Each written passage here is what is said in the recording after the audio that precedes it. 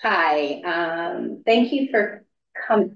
My name is Mary Blatnick, and this is our whole Children's House crew. We've got Jen Case, Kate Angelini, and Jocelyn.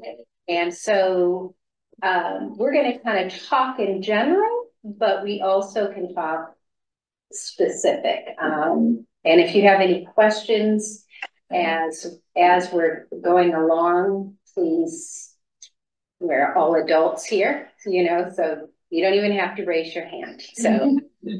So we talked about the icing on the cake is the kindergarten year, which is a really kind of strange analogy.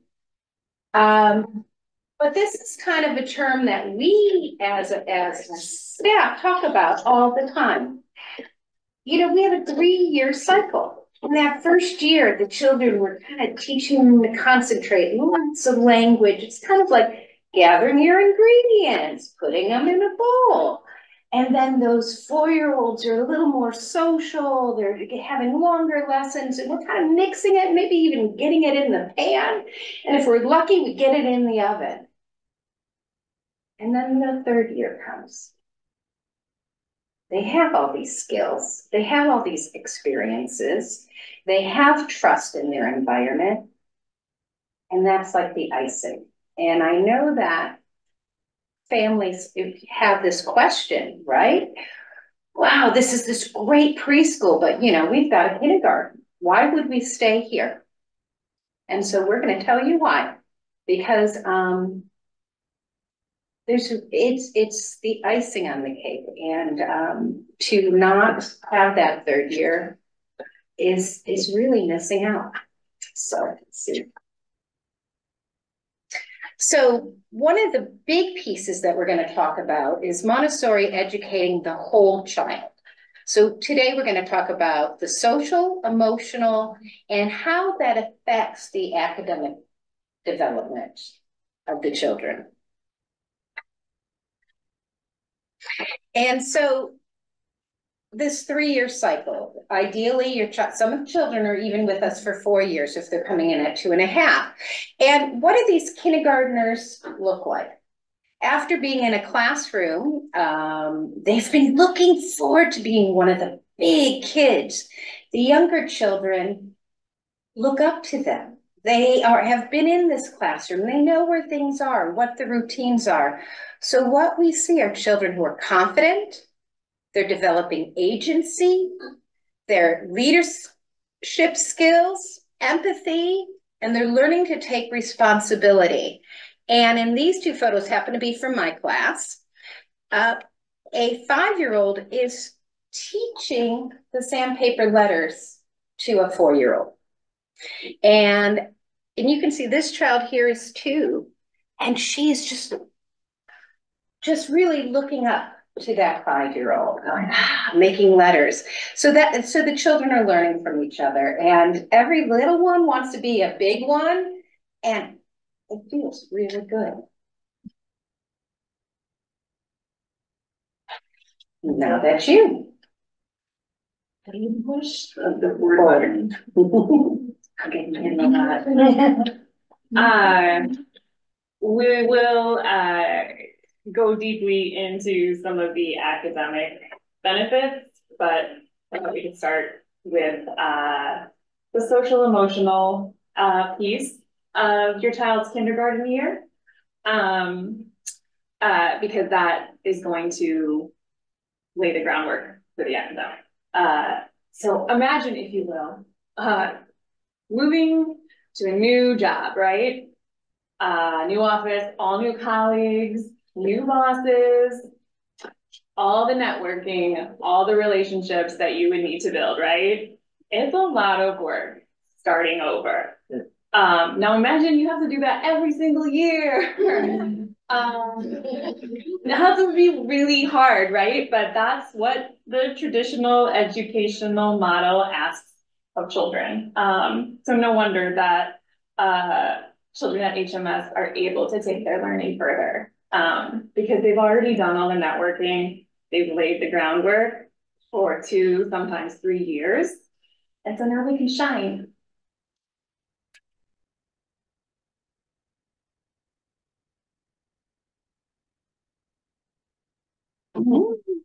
children thrive when they trust the adults who care for them. They become confident, willing to take academic risks. I love that.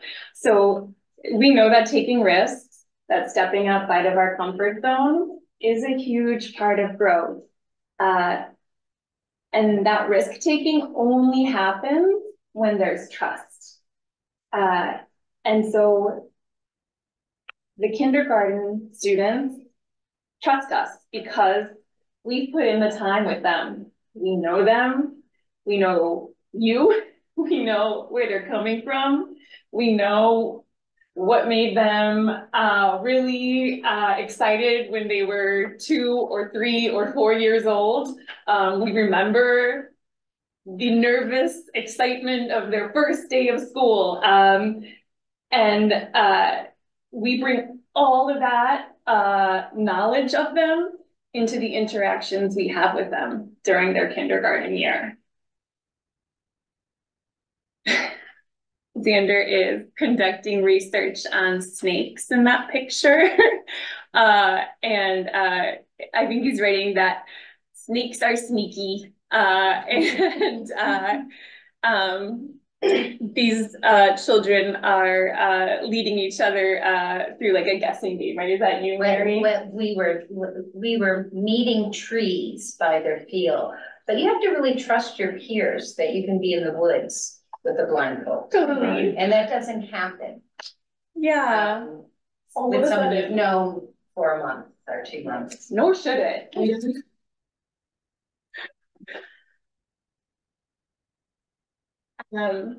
So I touched a little bit on the relationship that we, the teachers, have with your children. Let me touch on now the relationships they have with their classmates. So, like Mary said, they're the leaders. They remember what it was like to be afraid, to be nervous, to not be sure what was going on. And so then they can take so much pride when they look around and realize that they know what to do in this situation and they can help their younger friends do it. And that just doesn't happen when all of the children in the classroom are the same age. So to have just kindergarteners or just, you know, preschool 3 and 4 year olds in an environment that really takes something away.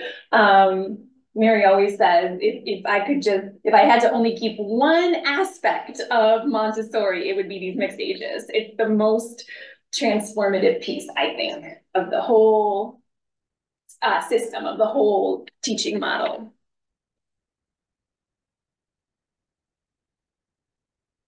Social emotional development supports academic achievement. Yeah, I can't emphasize this enough. They have to feel safe. They have to feel at home. They have to feel comfortable in order to achieve great things. We all do. So now, because we have that trust and that relationship, we get to take their learning so much further. And I would say that's what's really unique about our school, is like the joy that children feel about their learning. Like you were saying, like just really loving school is such a gift, loving learning. And I'm going to talk a little bit about, I mean, yeah, look at the look on his face as he's reading. That's so sweet. About what some of that learning might look like in their kindergarten year. And it can look lots of different ways, and I promise you it looks different every year because it is so very much based on the unique interests of your children. Big work and spontaneous projects. Is that Hunter? Yes, that's Hunter. Hunter is tracing and coloring and labeling the parts of a horse. And Elliot is working with his friends to measure all the building materials in the classroom. This is something you said you've never done before. Oh yeah, we were talking like That's not part, like, that's not part of, it's not like every year I get out a tape measure and tell the students, like, today you're gonna measure the classroom. It's like they were really interested in who was the tallest student. Um, and it's my job to notice things like that. And so I took whatever it was they were interested in and I helped them apply it and expand upon it.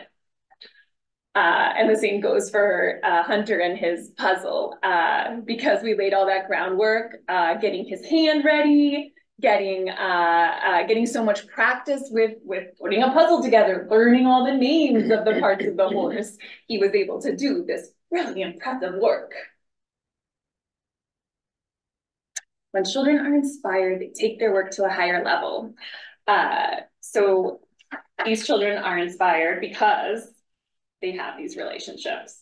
They have the relationships to the materials, to their teachers, and to one another. And I grappled with whether or not I wanted to just bring in an example that I thought kind of synthesized all those relationships. It's really sweet. Don't judge it from a graphic design perspective, but judge it from the intent behind it.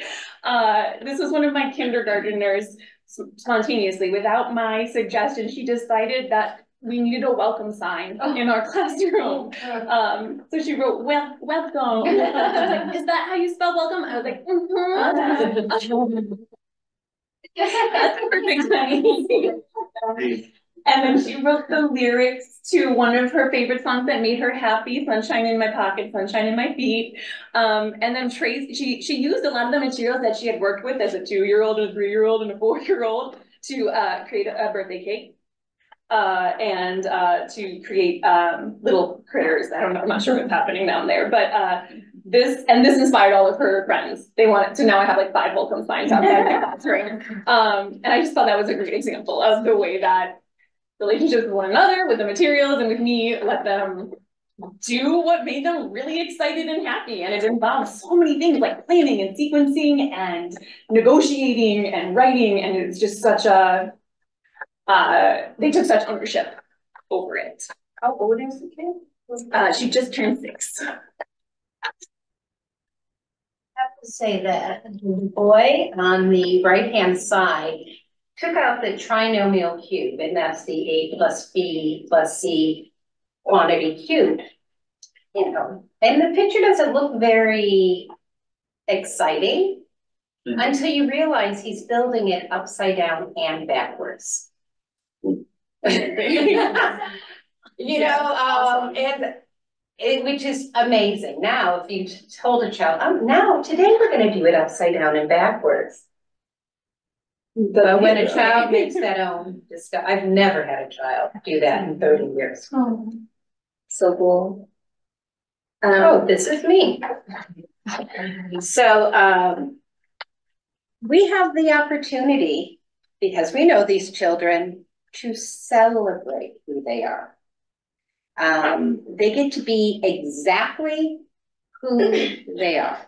I always tell parents, my job is not to change your children. I've just got a little sandpaper for the edges, right?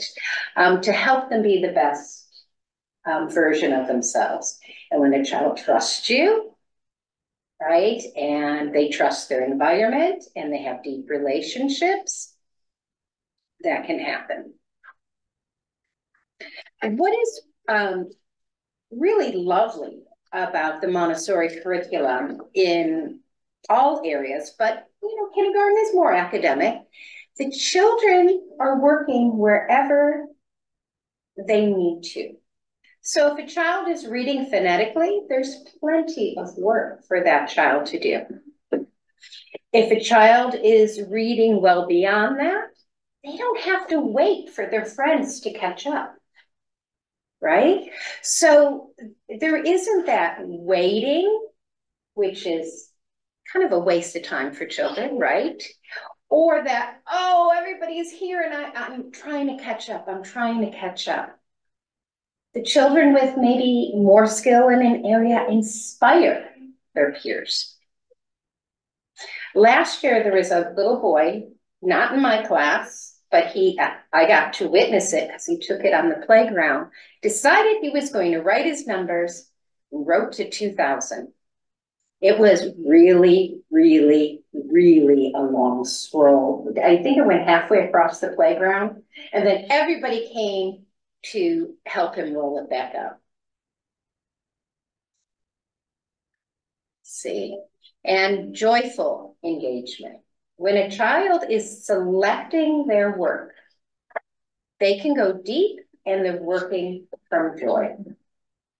If you say to a child, hey, we're going to do 17 math problems today, but well, which math would you like to do? Oh, great. Well, how many pieces of paper do you need? That child is going to approach their work with joy. It's one of my favorite parts of Montessori, besides the mixed ages. And so as a third year student, so the first year students, if you have young children, you know, we talk a lot about practical life. Why do we do practical life? So that the children have independence, so the children have build their concentration and be able to sequence, to have the small motor skills to be able to do later work. When the child has had that, they can really concentrate. I mean, I love this picture. I didn't even know who it was when the teacher sent it to me, except I saw the child's name. And you have to be able to use those little pieces of vinyl to make words. You got to have some hand skills, right? I love the child sewing so intently. That is not typical of a kindergartner. Mm-hmm. What you see here is very unique, and it happens every day.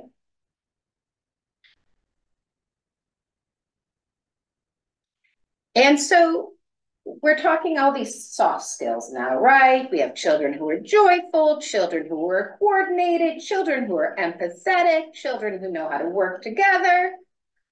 Okay, but you know, what's my payoff, right? A couple things. So children are working at their own pace, which I already talked about, and they get to practice. So it's not here we're going to do this activity and never see it again. You practice till mastery. You might go back to it, just check if you still know it. And we can also take children towards their interests. So by having all of these soft skills, we develop academic skills. Okay, and so I'm going to this is what we talked about at the beginning. Montessori kindergarten students are secure and confident. They work together and support each other. They're inspired, and they can fulfill their potential. Not the potential of some random curriculum based on the average child, because we all know nobody develops evenly, right? So we're going to be really excited about this, or we have great skills here, or I need a lot more practice with this area. And we can offer that to children and help them reach their potential. And they help each other reach their potential too. I think that's forward. Forward. We work with children, not viewers. Alrighty, hi everyone. So as you can see, this is just a statement that we all believe to be true, but then as we were preparing for this evening, we really got the opportunity to kind of dig deeper into the Ohio standards. And I myself personally was a little bit surprised at how rudimentary the skills are for kindergarten standards. So I won't read through the standards that are on this slide, but if we just look at the first one, following words from left to right, top to bottom, and page by page. All of the work in practical life and sensorial has prepared their hand and their brain for this. So they already unconsciously moving in that direction, left to right, top to bottom.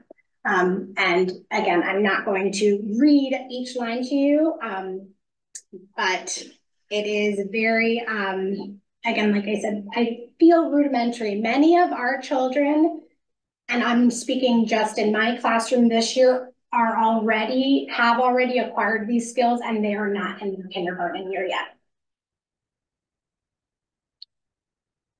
So in this picture, you see so this is where Montessori helps to meet the child to exceed state standards, I believe specifically in the language area. These materials are called the movable alphabet, which I'm sure most of you have heard. Pardon me. I believe it's one of the most versatile tools in the environment. The children are able to write words before their hand might be ready. That is one thing that is very unique to the Montessori curriculum.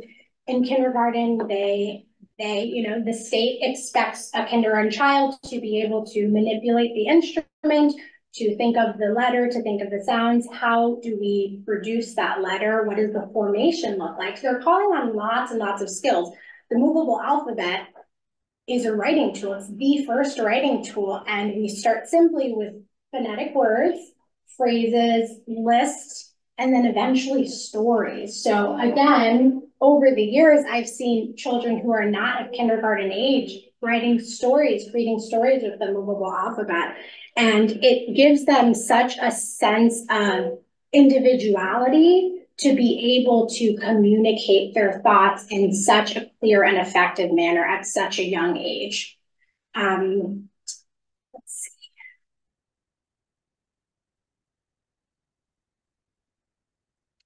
So I think that the key here is that with prompting and supporting, the state again is asking that the child who is leaving, and that's another thing that I found very interesting, that these are the state standards for a child before they are able to be promoted to first grade. So with the prompting and support, et cetera, read by the adults. If your child has been with us for 1, 2, maybe 3 years, all of that work, again, they have already done this before arriving to their kindergarten year at our school.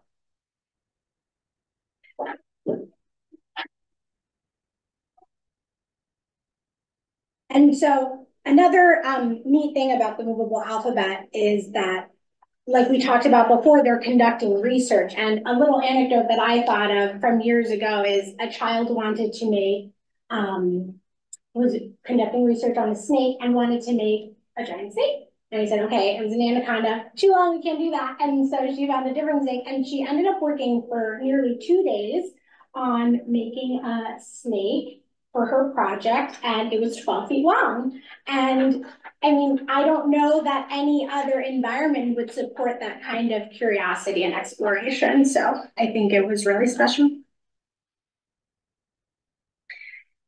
And so let's see, this is kind of like the cherry on top for the state of Ohio, for your kindergartner to be able to read something along the lines of, the cat sits on the hat, and which is great, truly. But again, the kinds of things that we offer in the Montessori environment are not limited to that.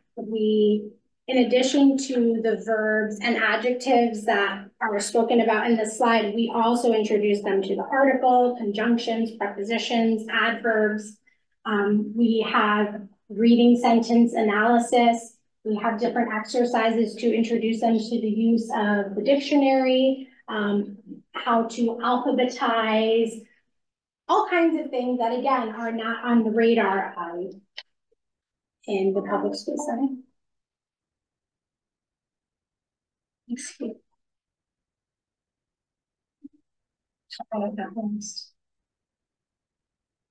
This was the one that they don't have in the dates. Thank you very much. Okay, here we are.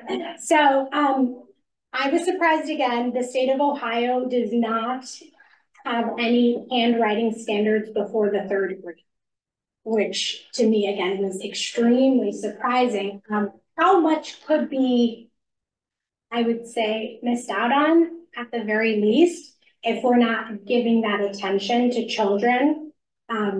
Again, think about, what is writing, right? We're creating, we're thinking, we're expressing. And if they're not able to do that in an effective manner when they're, say, 8, what will that bring them to their social emotional, kind of realm?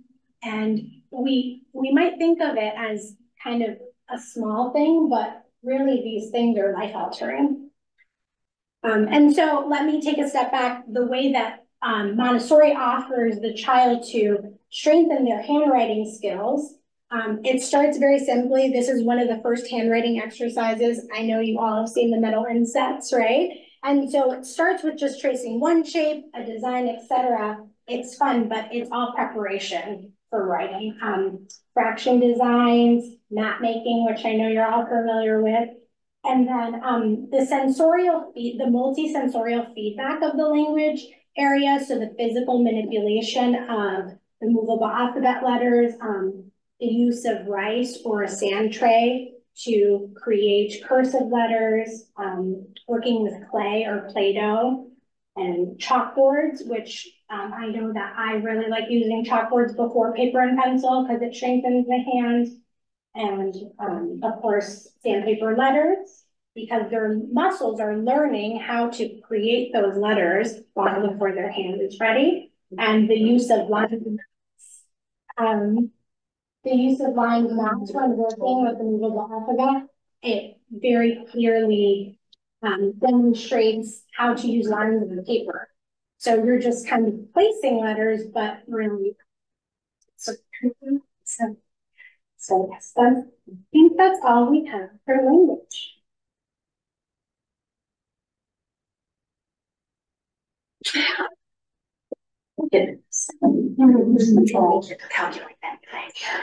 Okay, so with kindergarten Montessori math, has been shared prior that everything the children do in kindergarten is built upon what has come before. And so the 2 years they have spent sharpening their mathematical mind. And when I say mathematical mind, it's not that they're calculating necessarily, but it's about exactness, order, abstraction, and repetition. And those are foundational pieces that we base the Montessori curriculum on. The materials need to be repetitive and they are allowed to find that exactness. When we say children are exact, I know you're thinking of their rooms right now and they are not exact, are they? There are things everywhere, but sometimes children will walk across the room and notice that a box is off kilter. In our classroom, every child has a job at the end of the day that they're responsible for a shelf, and it's fun because a couple of them, and it's kindergartners, they'll come up. I have just been over at my shelf and it is a mess. I don't know who's using that today, but I didn't straighten it twice already this morning. That's what they do. That is their shelf and they're responsible for it. So, how many 5-year-olds are making sure that the shelf is precise and they line everything up? That's that mathematical mind. They have a desire to figure things out. This is innate and universal throughout children around the world. And Dr. Montessori saw that and she capitalized on it. And she allowed the children to have opportunities to do that. Within the Montessori curriculum, we get to see what's happening with this exploration and how it's culminating into that kindergarten year. Now, I don't know how you guys learned math when you were in grade school, but the best that I can remember is I see the big chalkboard. I see like 21 plus 13, or let me go 21 plus 19. And there's a 0 and there's a 1. Why do you do that? Because Mrs. Lale said that's how you do it. You didn't know these were units and these were 10s and we were carrying this 10. You just put the 1 there. Oh, it's 23, you put the 3, you put the 2 there. Mrs. Lale said that's what you do. And that's what I learned. And I have to admit, there were a few multiplication exercises that we did in training that as we were writing up the lessons, my mind was blown at the possibilities that were happening in a 3 to 6 classroom. And I was in my 20s going, what about that until college? But it's just the foundational pieces that we offer the children at this age of their mind. It's that absorbent mind. So it allows them to contain that and experience that. And then when they get into elementary, it's like, wait a minute, I've done this before. My hand knows this. And they're available to learn the equations that go with it because their hands are familiar. The cube, the trinomial cube that the child was doing in the prior picture, that is a mathematical equation that they use constantly in elementary, but they've explored it in a concrete fashion. So Montessori allows us to manipulate, problem solve, and use, and the glass. It's wood, it's beautiful. The children are attracted to it. So, yay, math. Okay, so here's one of the standards that, as Jocelyn shared, that your child, if you were in a public school kindergarten, would have as they leave, that they can count to 100 by ones and tens. I don't know if you can see that little cabinet over there by Miss Hedrick there. We count to 1,000. Okay, yes, 1,000 can be counted to by ones or by tens, so the children see that relationship or pattern. The 9 chain, which is off the cabinet right now and out, as you leave, just kind of peek over and take a look at that. That is one of the most difficult chains to set up, to organize, to count, because not only is there an 18, there's an 81. 45, 54, and that goes throughout the entire chain. The amount of concentration that is required to do this kind of work is huge. And they're learning multiplication. And they I'll slow down, I'm getting ahead of myself. So your child will know how to count to 100 before they leave kindergarten. What isn't that commercial? Wait, there's more. So they will have that. All right. State standard to analyze, compare, and contrast different shapes.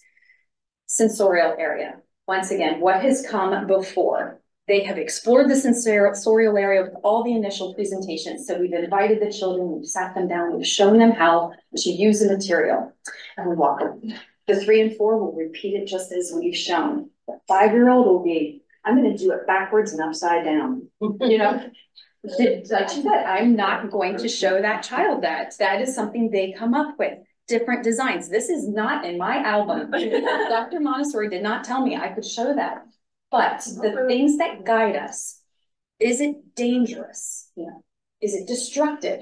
No. Is it disrespectful? Absolutely not. This child is learning. So a common phrase is follow the child. We are not going to follow a child if he's using that red rod to say, okay, batter's up. Here we go. Where's the pink cube? We're going to do that. That's destructive. So we use these guidelines to allow the children to explore and come up with patterns that are beyond our aged minds. And these fresh children see things in such an amazing way. So we want to let them discover this. Especially in this room, but when the light shines through windows, I've had children say there's a parallelogram because of the angle it comes through windows. Okay, the fact that they knew parallelogram and now they're recognize it. Kindergartners start to see that relationship. They see, hey, there's rectangles on this shelf. How many rectangles? I want to measure everything in the classroom. I want to count how many rectangles I can find in the classroom. So this relationship, it's off the hook. There's so many options in the classroom. All right, so here's something else a kindergartner in public school will be able to do is to count the number of objects to answer how many from an array of 1 to 20. Well, this is the 7 chain. It goes up to 343. So the chains, and I was told in this picture, this is how they celebrated the culmination of 343. They created some yoga poses. So this is beautiful in this celebration. We've seen multiple ways of celebrating this huge accomplishment of counting. So with this work, absolutely. And kindergartners sometimes need breaks. And you know, they can count up to a certain point, and it takes a long time to set this up, get the numbers organized. So they stop at 21, they go and get a drink of water. They talk to a friend. They come back 21, 22, 23, 24. They can pick up right where they left off. They don't have to go back to the beginning and figure out what that ticket says. They recognize the number. They can keep going from there. So units, tens, hundreds, and thousands. This is a work that we'll see in some more pictures here, but being able to count into the thousands, I think. Wait a minute, I'm behind a page. There it is. Yes. Okay. we'll get to units, tens and thousands right here. So comparing numbers between 1 and 10. Once again, Montessori, we go up to thousands. So the children are able to read numbers like 7,843. Over on the left, you see children composing numbers in various sizes. So they're able to see that 9,743 not only in numbers look larger, but in quantity is larger compared to 2,431. At this stage over here, they are adding, they are creating the biggest number we can get. And now they have to carry it. And they feel how heavy that quantity is. The store, mixed ages, my favorite too, store second for me, because a kindergartner not only needs to experience math, and they're doing addition, subtraction, multiplication, and division, but on a social level. I can't do addition unless I have friends, because we need a bunch of numbers to come together. And so I've put mine together with yours, and we have to find teamwork and collaboration in all of this. But it's not mine, we're all putting it together. Subtraction, one of my favorite equations, because if I take away your coat, you're not gonna be happy, are you? Because that's your coat. So with this, I've got my tray of beads, I've got 8,000, yada, yada, yada. Wait a minute, you don't have any. I have all these beads. You're gonna take away from me? How much are you gonna take away from me? Now, what is it? Okay, 4 units. You may only take away 4 units. I may have 6 units on my tray. There's only 2 left. And this is really exciting. It's dramatic, but they experience this loss, but it's not my favorite toy. Subtract is very dramatic. It is. It's not my favorite toy. So they get to experience loss and gain without it being the yellow Pokemon or the pink Lego. It's a universal material that's used throughout the classroom. Sharing, wait a second, you get 3 units, you get 3, or 3,000, you get 3,000. Oh, I have 4,000 left, you can have 4,000. Whoa, wait, I have 3 and you have 3, you have 4. That's not fair. Okay, I'll just give it to you. Wait, that doesn't work. Okay, I'm gonna give it to you then. Wait, that doesn't, what are we gonna do? And because they've done addition and subtraction, they exchange it. We have to take that 1,000 to the store and break it down into hundreds. Now we can share it and everybody has the same. So we're learning mathematical concepts. We're learning collaboration. We're learning understanding. Multiplication, we're all gonna get the same number because, you know, we always want to have the same thing as our best friend, so we all get the same numbers. So they start learning these social skills because in lower elementary, we get something called the herding effect. We are all gonna work together and we're all gonna create a poster on how to recycle everything in the classroom. Okay, so who's in charge? Who's gonna help here? Who's gonna get the pencils? Who's gonna get the poster? I now have some basic skills of how to work with other people and teamwork that when I go in upper or lower elementary, I now have these rudimental skills of how to do this, but I'm watching the 3rd grader and the 2nd grader and how they do it, so now I know what to do. Math. So, okay. So, algebraic thinking, numbers 1 through 9. Guess what? So not only do we do addition, we do the subtraction and multiplication and division. So this is experienced with the store. It's experienced with a material called the stamp game, which is just like a table version of a store. But we're leading to abstraction because with the stamp game, we have the giant 1,000, the 100, the 10, and the unit. So we can easily see that the unit is smaller than 1,000. Well, the children use the store so much now that they understand that 1,000 is bigger than a unit. So now I can use this tiny little stamp and they're all exactly the same size. I know 1,000 is bigger than the unit. Passage to abstraction. We're getting older. We're starting to understand concepts in our minds without having to have them physically in our hands. So we're understanding these algebraic equations of just basic addition facts, subtraction facts, multiplication facts, division facts. And we can get to the point where it's like, well, if we have 3 and 3 plus something equals 8. How many more do we need? 5. We need 5. They're creating these equations and figuring them out in their head because they had it in their hands. They've experienced it in a concrete fashion that they can start to come up with the answers. Not only do we have those materials with fractions, over by Mr. Virgil on that top shelf, there are 2 bead frames. So now we're getting even smaller, but wait a minute, there's gaps between the bars. Oh, there's families? Oh, there's a simple family units, tens, hundreds. Wait a minute, that's why the thousands are green and the units are green, because the thousands are the units of the thousands family. So we need tens and hundreds. So big math happens there as well.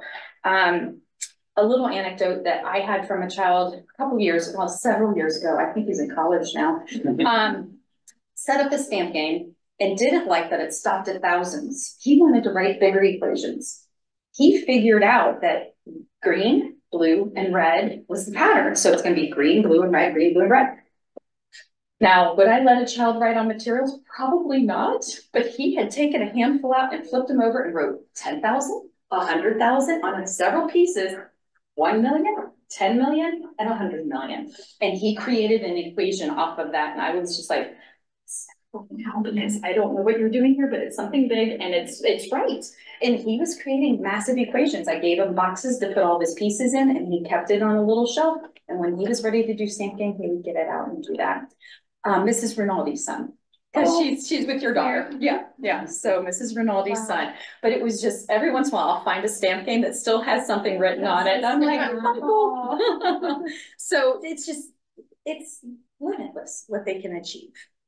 All right, so what do we have here? Okay, so Montessori offers a wider variety. I think this is my last slide.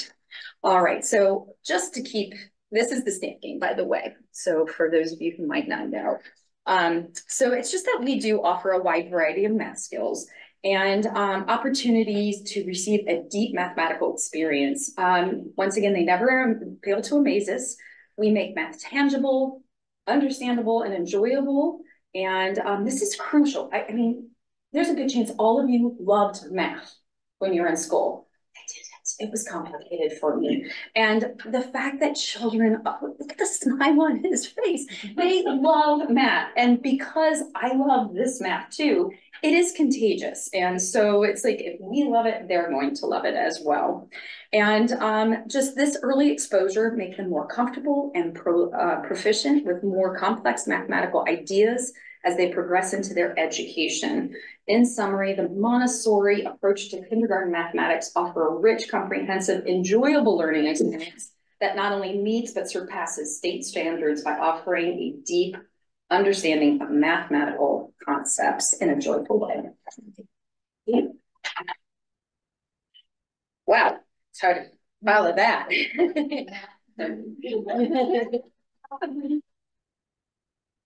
So, we're looking at the whole child.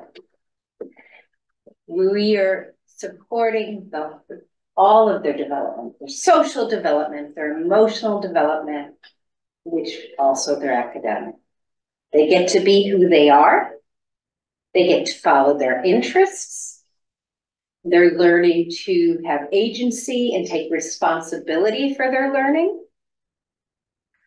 And that's a pretty delicious cake, you know? And so to not have that, to stay for 2 years and not have the kindergarten, kind of missing out. They're just capable of so much more. So if anybody has any questions, we've got 15 minutes. We did well. And again, we're talking what is potential for the children. Every year is different. Every child is different. And we really try to leverage their passions to support the things, their challenges. And we have the opportunity, the privilege of being able to do that, right? We don't have to. On Monday, we're doing this, and on Tuesday, we're doing this. And if you love it, it takes you 3 days, great. So